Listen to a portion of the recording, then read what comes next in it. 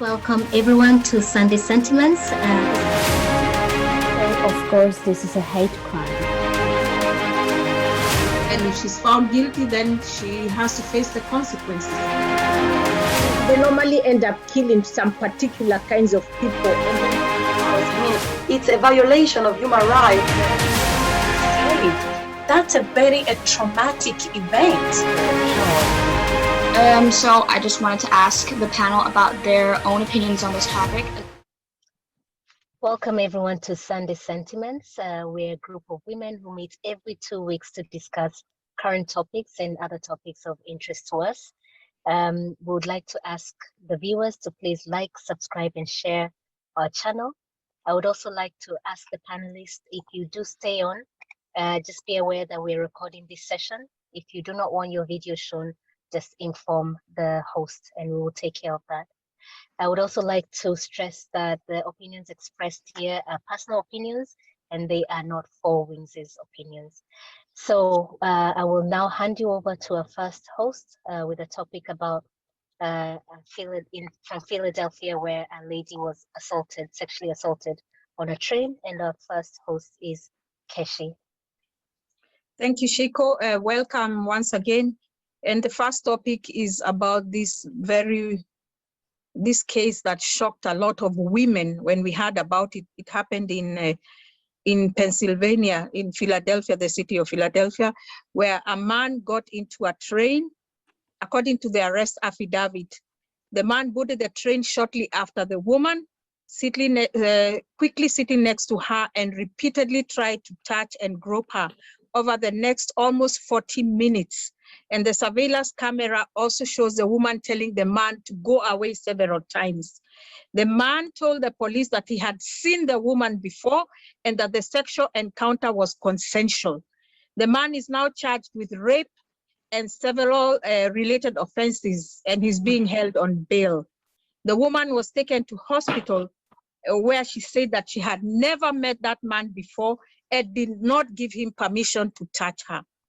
So panelists, when you heard about this story, what was your reaction? We'll start with Shiro, and then we had Shamsa earlier who wanted to say something. So we'll start with Shiro. I found it horrifying, just the thought of someone getting into a public place. It's enclosed, it's not that he could flee from that place if anything happened, and then assaulting a woman in public in front of people who did nothing to intervene. But then I wondered, could this man have been drunk or high on drugs? And the woman herself, and I don't want to blame the woman at all, I'm a woman myself, but she did say that she had had some drinks and she didn't remember the incident, what really happened, or when he was groping and all that. She didn't remember that. So I was wondering if she was drunk too. And then I wondered also, the people who are there, did they perhaps think that these two are together? It's just a very shocking story, and you can't understand how people could just sit and watch.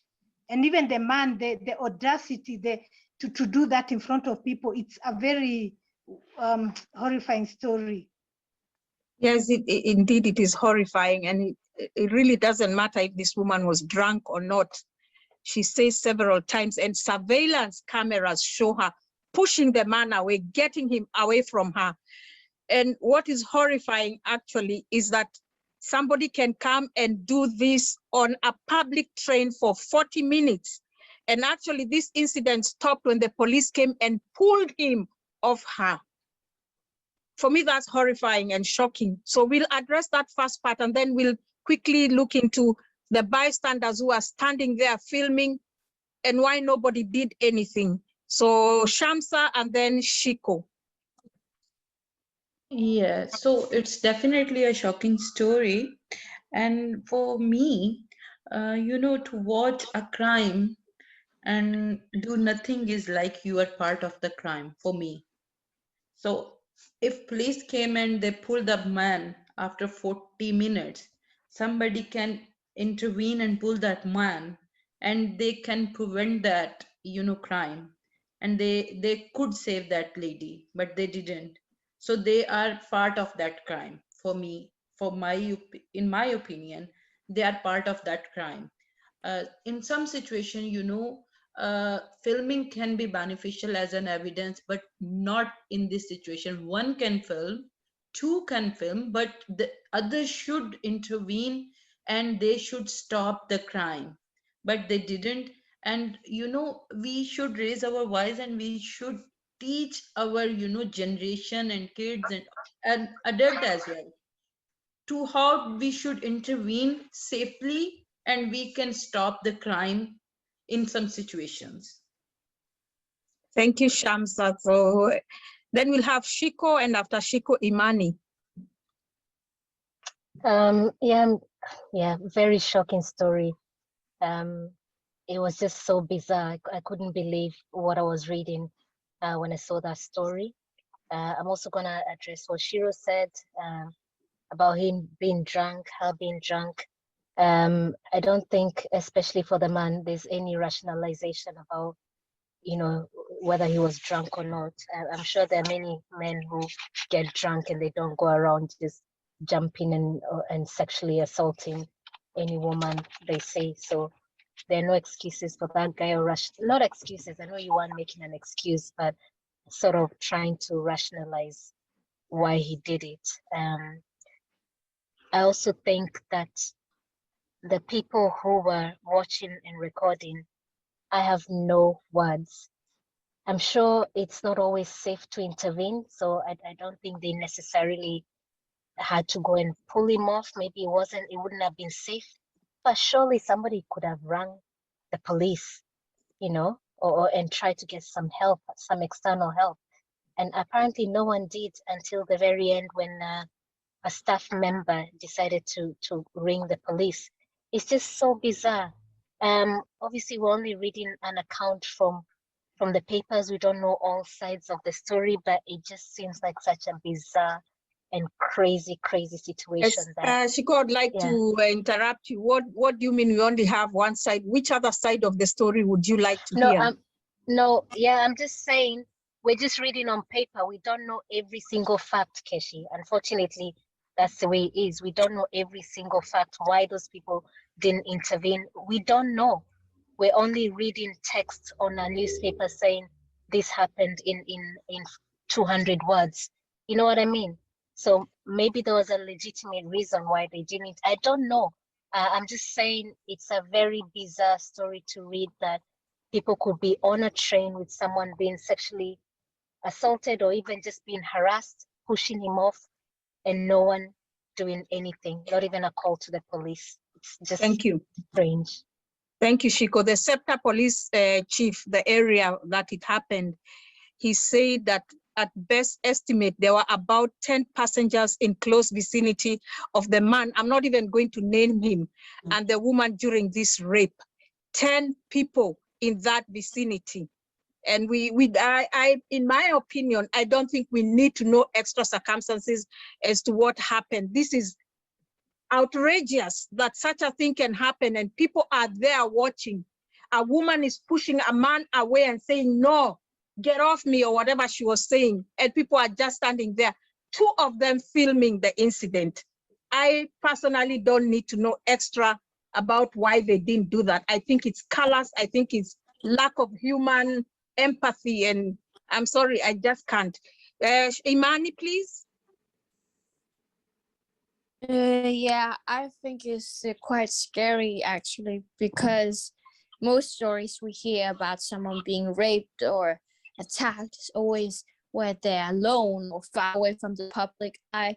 But this case, it's clearly in the public, in a train.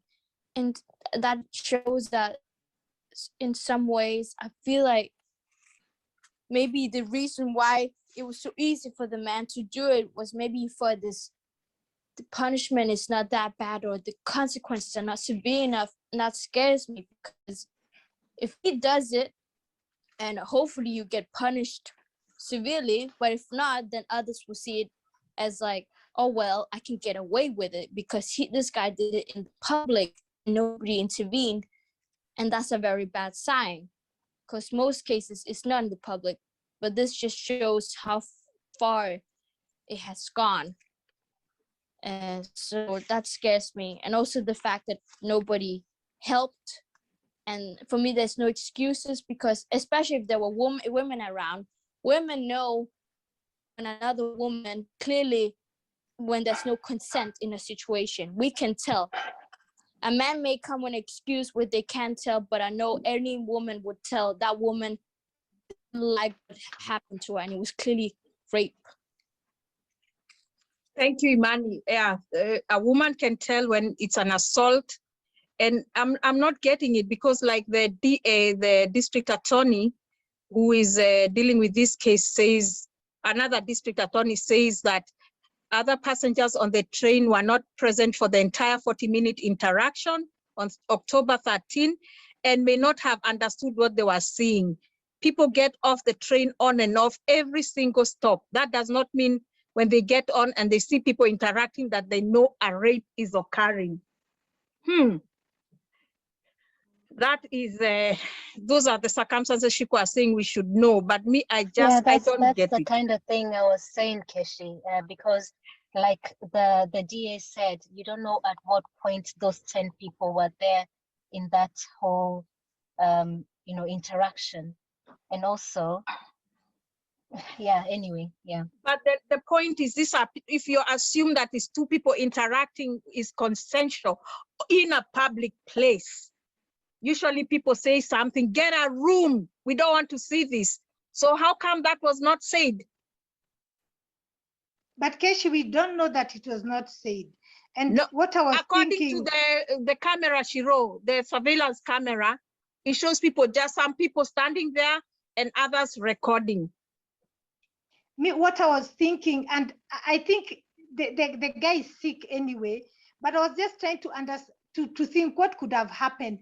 These people got in from the same station, from my understanding. They got in from the same station, and then he went and sat next to her. Maybe they struck a conversation, and to other people, to the bystanders, they thought these people know each other, they are chatting, they are talking, and he started getting on her, and people thought they were together. I'm not trying to justify or rationalize. It's just that the whole case is so bizarre that I don't even understand. That's why people may have thought, I think people may have thought they are together. And some people do that on the train and in public transportation. I've seen it in the papers and all that. I'm not saying it was right at all, and they should have done something. But okay, if they were doing it consensually, in many places that is illegal. How come nobody called the police to report it? They should have called the police. They should have. I agree with that. But Keshi, what I'm trying to try and understand, how can a man just get on a train in public and sexually assault a woman, and people just look? What were the circumstances? Were the people around there thinking that this is a drunk couple, misbehaving? And whatever it was still wrong anyway, even on their part. Hero correction, the man did not get in with the woman. He got into the train shortly after her. So they didn't come in together. I read elsewhere that they got in from the same station, but of course it could be a wrong account. Thank you. But please don't think that I'm trying to rationalize or justify. The whole thing is bizarre. Thank you. Then we'll have Catherine and Margaret next. Yeah, when I read it, I sort of tried to think what I would do. And I mean, it's hard to imagine because we don't know the exact situation, but it reminded me of some instances in Germany where a bit different, like a group of youngsters sort of assaulted a person on the train. A person went in between to try to help and stop that. And in the end, they followed him out and they killed him on the station. So we don't know the situation, how aggressive it was. What I can't understand, I mean, I for myself would probably not dare to get involved myself.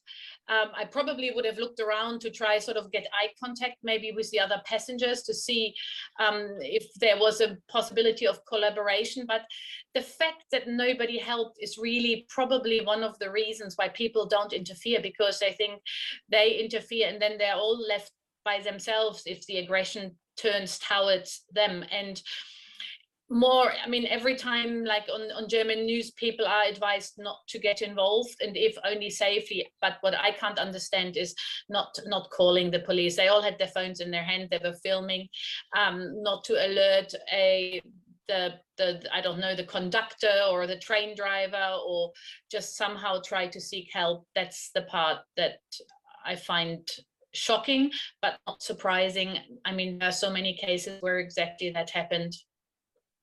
Yeah, thank you, Catherine. We know, yeah, there are many instances where people just are bystanders. They watch a crime happening.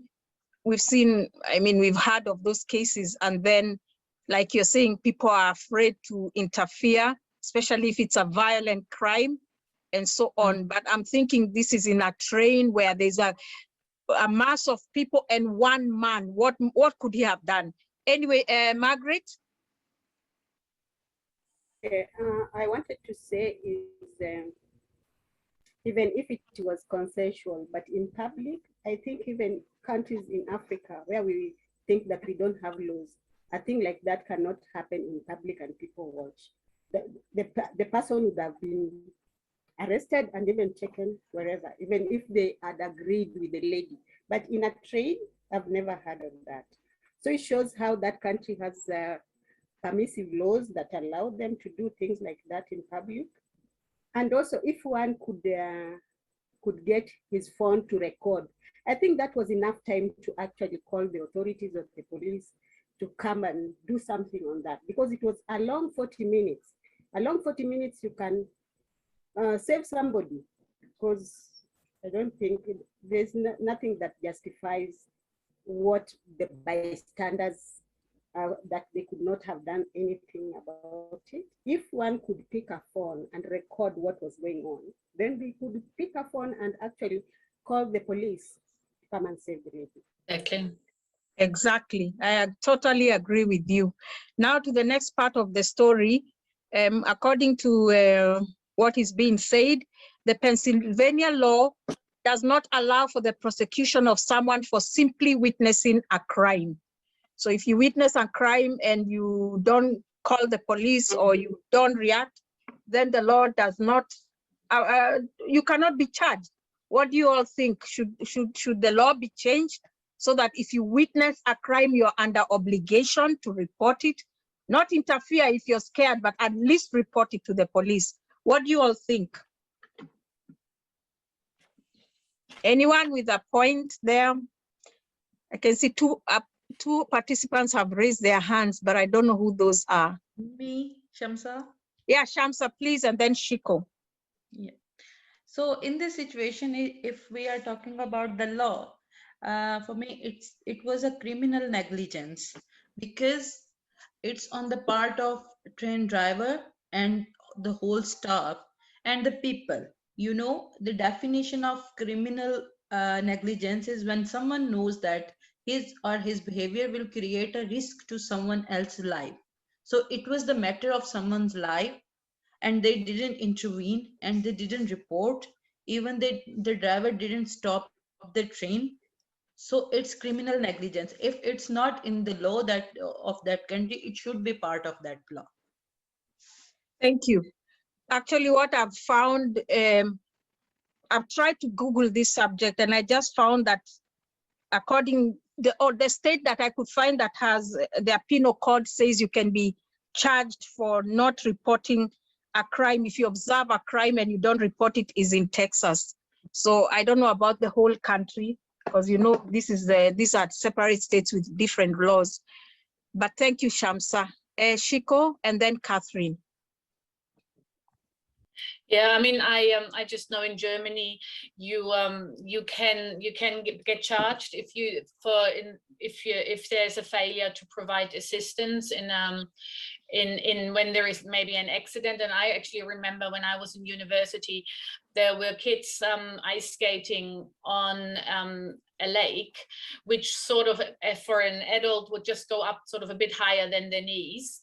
The kids broke through the ice and drowned, and there was a lot of bystanders watching and didn't go into the water, maybe because it was too cold, maybe they And in the end, they all got charged. Now, this is, of course, different an accident from a crime, but I mean, failure to report a crime and failure to seek assistance, yeah, definitely is worth being prosecuted, even if there isn't a charge, but at least that this has to be analyzed and validated through the courts, in my opinion. Thank you, Catherine. We do know that there are some mandatory reporting laws, especially when it regards crimes against children. If you are witness to molestation or abuse of a child and you don't report that, you will be charged. So that's all I wanted to say. And how about Shiko? For me, I feel it's a bit extreme to just charge everyone that was there. But I think the people who took out their phones to record rather than ringing the police should definitely be charged for negligence or how Shamsa has explained it. I don't understand how you can take your phone to record a crime and not ring the police. That is just unbelievable and so inappropriate. Even if someone says I was recording it to have evidence, I'm sorry, you ring the police and then you record, and not everyone needs to record. You know, a couple of people is enough for the evidence. So definitely the ones who took out their phones to record and didn't ring the police should be charged. Yeah, especially they could have just collaborated and said, you record and I will call the police if the recording was being done for witnessing or evidence purposes. But now we can be sure that that video will find its way on the web, where people who are cruel and like to look at disgusting things like that will be watching. So in my opinion, anyone found posting that video online should also be criminally charged, because you are promoting behavior that is violent behavior against women. That is just my opinion. But another thing I wanted to ask you, among all this outrage you've been hearing, has anyone heard anyone marching or protesting against such an attack on this woman? Has anyone read anything? Like we had George Floyd, we had this lady in the UK when Sarah Everett. Sarah Everett said, thank you. There was a lot of universal protests. Have we had anybody protesting against this lack of respect for women and lack of women feeling unsafe in public spaces? I don't know, has anyone heard anything? I haven't heard anything, and sorry, I just want to add something quickly. I find it so hypocritical of the police or the DA or whoever it is that was saying these people should be charged, because apparently this guy was known to the authorities and he had, what was he? He was due for detention and deportation or whatever. Why was he still walking around free if he already had a criminal past? Apparently he had a criminal record. Why was he walking around free? So why aren't we also looking at the police? We're saying about the passengers, they should have rung, blah, blah, blah. How about the police? Why didn't they do their job? Why was that guy still walking around free when he'd already committed other crimes? So yeah, Keshi, to answer your question, I haven't really read of any protests or marches about this particular case, which is sad, that women can just be assaulted. And I mean, I don't even know what to say to that, but the police should also be ashamed for having that man walking around free. Yeah, I guess since the police don't write the laws, the police were acting according to the law of the land. But my point here is that we women, why is there no outrage? Why are people not protesting? We rally behind men like George Floyd and even get the laws to be changed because of that. We should also rally when it's about a woman, so that we can get this laws changed, that such a man who does such an atrocious thing should actually get the maximum. And those who are filming also Those people who think they can sit and film an assault and it's okay should also be charged. Otherwise, why are we just, you know, choosing causes? I asked that as a woman myself. Yeah. So I'm also included in that. So I think we leave that discussion for now, but everyone should be outraged by this attack, and everybody should be asking what can be done to make, we talked about that, what can be done to make women feel safer in public spaces. Thank you for joining us.